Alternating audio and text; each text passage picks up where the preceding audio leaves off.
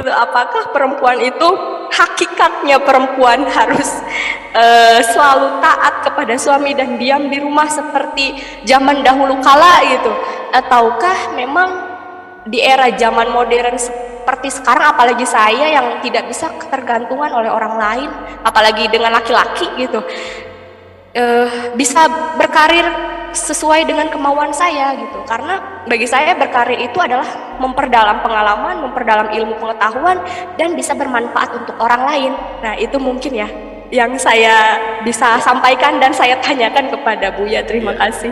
Wassalamualaikum warahmatullahi wabarakatuh. Waalaikumsalam warahmatullahi wabarakatuh. Penjelasan dan sekaligus juga pertanyaan kepada Buya.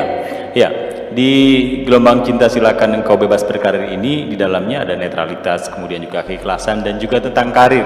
Tadi begitu dalam Teh Inaya ini berbicara tentang karier, bahkan kemudian juga timbul rasa ragu-ragu ketika nanti menikah dengan suami, apakah saya masih boleh untuk berkarir. Tapi satu lagi Buya, ada kalimat yang menggelitik buat saya di Gelombang Cinta ini. Perempuan lebih cepat menua. Ini Ya. mohon dijelaskan Buya. Iya, saya ingin mengatakan pada Mbak Inaya bahwa ketika bapakmu meninggal dunia,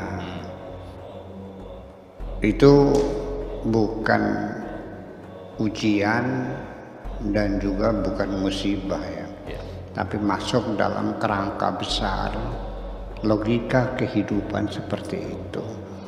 Setiap Tuhan memberimu sesuatu, pasti ada sesuatu yang diambil darimu.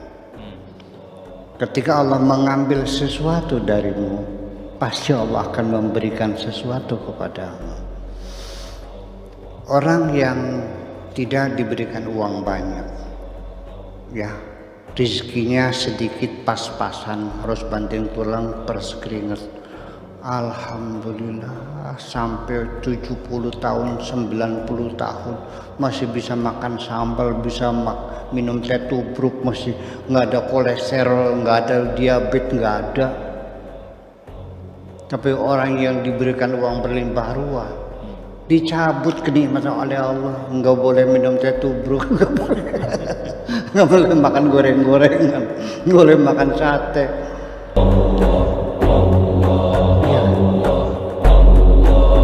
Jadi akhirnya sama, kesempatan untuk bahagia itu sama, baik orang kaya maupun orang miskin. Jadi akhirnya tergantung bagaimana kita merubah cara berpikir kita. Kenapa sih tidak kita syukuri saja semuanya itu? Ya, terlepas dari tinjauan mata hati kita. Ya, pokoknya apapun yang telah menjadi keputusan Tuhan, kita hanya bisa menyanjung Tuhan, bersyukur kepada Tuhan. Dikasih uang banyak, ya alhamdulillah. Dikasih uang sedikit, alhamdulillah. Enggak dikasih uang, alhamdulillah. Duitnya hilang, alhamdulillah, selesai. Jadi senang semua. Dapat duit banyak, senang. Dapat duit sedikit, senang. Enggak dapat duit, senang. Sampai duitnya hilang juga, senang. Karena pasti ketika Allah mengambil sesuatu, Allah akan mendatangkan penggantinya. Dan mungkin itu, dan kita harus punya praduga baik, mungkin Allah akan memberi kita yang lebih baik lagi. Seperti mobil inventaris yang sudah usang, yang sudah sering mogok, diambil oleh perusahaan, diganti dengan inventaris yang baru. Jadi apa yang hilang tidak usah kau sedih. Ya, itu logika kehidupan secara umum adalah seperti itu. Kemudian lagi, ini kan ada persyaratan, silakan berkarir tapi jangan di bidang politik dan jadi pegiat sekterianisme. Karena nanti ujungnya bertengkar. Orang yang bersekte juga bertengkar, berebut surga. Bagi saya, Anda ingin masuk surga, silakan. Anda yakin masuk surga, silakan. Tapi jangan melarang orang lain masuk surga. Maunya surgamu. Haram masuk surga. Memangnya surgamu. Engkau aja belum tentu masuk surga kok. Iya, bulu roma saya masih meremang-remang. Saya ini nantinya bakal selamat atau tidak, saya tidak tahu kok. Iya, makanya itulah selalu dalam kekhawatiran saya. Jangan buru-buru mengklaim saya pasti masuk surga. Memang surganya siapa? Karena amalmu nggak ada alasan bahwa surga ketika engkau masuk surga itu bukan karena amalmu. La yadkhulu ahadukum bi'amali. Tidak ada seorang pun yang masuk surga berdasarkan amalnya. Ketika Anda masuk surga, lalu ditanya oleh malaikat, "Loh, Anda bisa masuk surga ya?" Iya. Sebabnya apa?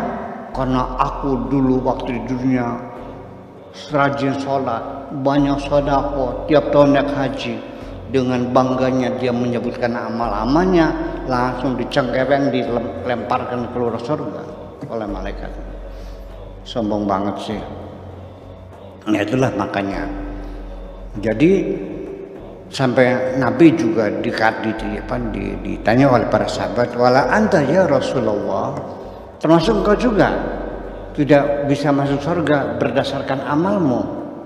Wala ana kadzalika, aku juga demikian kok. Andaikan aku masuk surga, bal bi fadlihi wa mannihi, semata-mata hanya karena anugerah Tuhan, bukan karena amalku. Jadi artinya bahwa dasarnya dari mana engkau yakin masuk surga? Wallahu a'lam.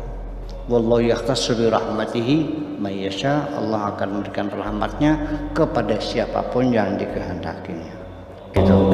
Kemudian ini ada dua persyaratan yang tadi saya katakan, jangan berpolitik dan jangan sebagai pegiat sektarianisme. Ini saya jujur saja, ini sebetulnya nasihatkan sangat subjektif sebetulnya.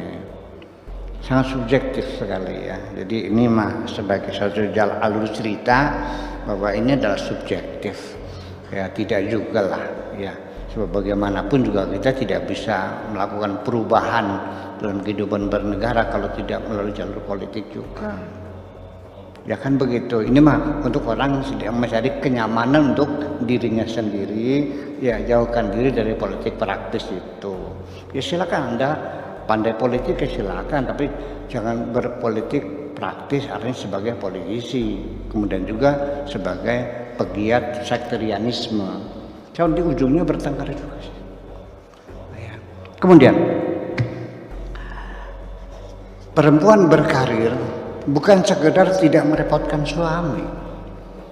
Secara undang-undang, baik itu undang-undang negara atau undang-undang alam semesta atau juga undang-undang hukum Islam secara khusus, itu sudah menjelaskan bahwa sang suami berkewajiban memberikan nafkah kepada istrinya, muasyarah bil ma'ruf, nafkah lahir dan nafkah batin.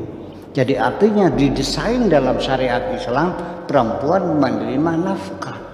Ini untuk mengangkat martabat perempuan yang selama ini saya melihat masih dinistakan sesungguhnya oleh kita sendiri. Perempuan itu tiang wingking, perempuan itu orang belakang, bagian dapur. Perempuan itu hanya kelas 2 masyarakat, sebagai pelengkap penderita posisinya. Ya, artinya ibadahnya hanya nurut kepada suami. Dan suami kalau berselingkuh lagi harus diizinkan dengan perselingkuhannya. Dan itu hak laki-laki.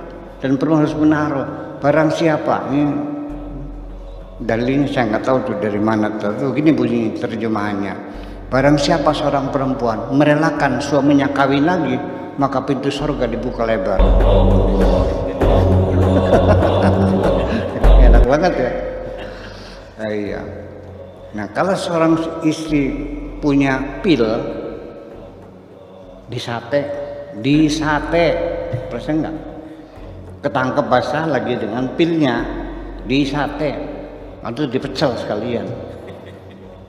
Tapi kalau seorang suami berselingkuh, kawin lagi, itu sunnah Rasul. Ini persoalan martabat. persoalannya. Dan perempuan berhak untuk tidak mau dimakdukan. Ya, sembojo berhak untuk berusaha.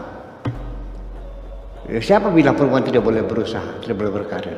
Itu mah di Arab Saudi, perempuan tidak boleh dagangan tuh. Nggak ada perempuan dagangan di sana. Iya, naik mobil aja baru sekarang diperbolehkan. Dan sesungguhnya yang menjadi persoalan adalah saya ingin melihat perempuan merdeka.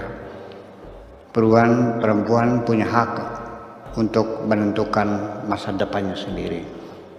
Yang bisa kita sebut dengan self-determination. Hak untuk menentukan nasib sendiri. Nah sekarang kalau perempuan itu ketika menikah harus pakai wali. Artinya kalau wali tidak setuju bisa nikah enggak?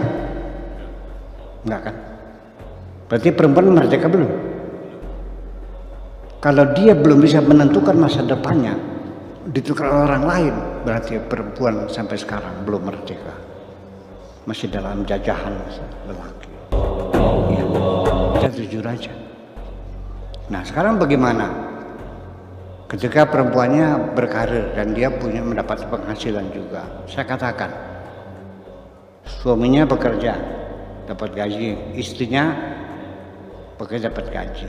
Karena status awalnya suami berkewajiban memberikan nafkah dan istrinya bisa mencari uang sendiri, maka ketika suami dapat duit itu duit berdua. Rezekinya suami adalah rezekinya suami istri. Tapi kalau rezekinya istri adalah rezekinya istri. Jadi kalau suaminya perlu uang pinjam dong. Kesulitan sih bermaterai 5.000. Iya, dan harus dikembalikan lagi. Nah di sini martabat perempuan itu yang lebih penting ya. Bagaimanapun juga, kemudian harga nilai jualnya juga mahal. Perempuan yang berkarir itu. Ya, jadi bukan hanya sekedar tidak merawatkan suami, itu sudah kewajiban suami, tetapi masalah-masalah harga diri seorang perempuan yang perlu kita perjuangkan sampai sekarang ini, bahwa nasib perempuan sebagai kelas luar dalam masyarakat yang winking ya, sampai keluar rumah saja tidak diperbolehkan. Di Afghanistan itu perempuan tidak boleh keluar rumah, sampai akhirnya sekolah-sekolah untuk perempuan ditutup karena perempuan tidak boleh keluar rumah. Bayangkan, sudah Muslim boleh naik haji perempuan sendiri, kamu kan nggak boleh kalau sudah Muslim. Di situ persoalannya kan. Imam Syafi'i mengatakan bahwa perempuan kalau kawin perlu pakai wali. Imam Abu Hanifah mengatakan tidak perlu pakai wali. Perempuan boleh menikahkan dirinya sendiri. Wali itu ketika yang bersangkutan cacat fisik, buta, bisu, ya kan, atau gila, atau masih kurang umur, masih anak-anak, itu perlu wali. Tapi kalau sempurna, sehat walafiat, ya kan, berpendidikan, berhak menikah sendiri. Padahal kedua-duanya melihat ada hadis Nabi, la nikah bila waliyin. Tapi kenapa kesimpulan hukumnya berbeda? Ya karena yang mengatakan harus dengan wali itu dugaan Imam Syafi'i, yang mengatakan tidak perlu pakai wali dugaan Abu Hanifah. Berarti kalau begitu fikih adalah dugaan. Dugaan siapa? Dugaannya ulama. Kalau dugaan budaya itu agama. Kok kenapa diributin? Gitu. Itu yang penting. Jadi untuk mengangkat martabat dan nilai perempuan yang luhur, perempuan perlu berkarir. Adapun syaratnya jangan di bidang politik dan sektarianisme, itu nasihat yang sangat subjektif sesungguhnya.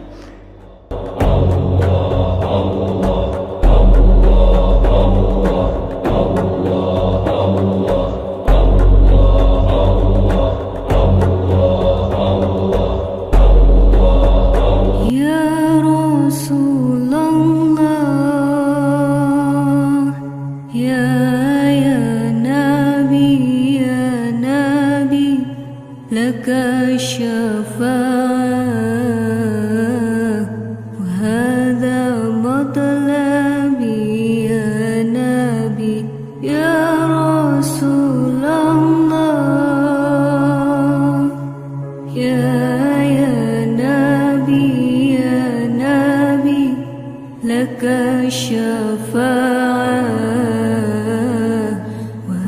هذا